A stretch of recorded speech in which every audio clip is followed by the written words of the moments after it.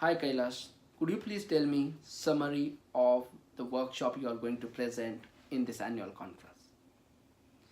Yes, I'm so excited about it. Title of my workshop is There is a character I in team. Right? Till now we were aware that there is no I in the team.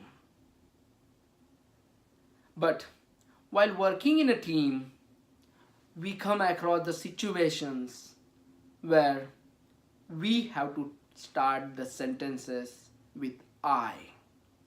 For example, failure.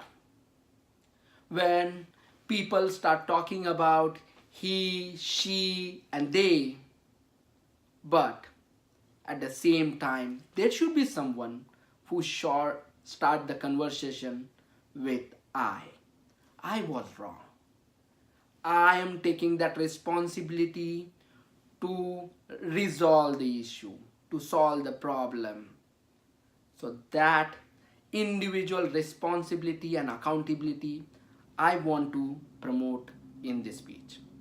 It is not about the conventional thought of no I in a team is wrong or right, but it's about giving different perspective to take the responsibility while working in the team. Thank you.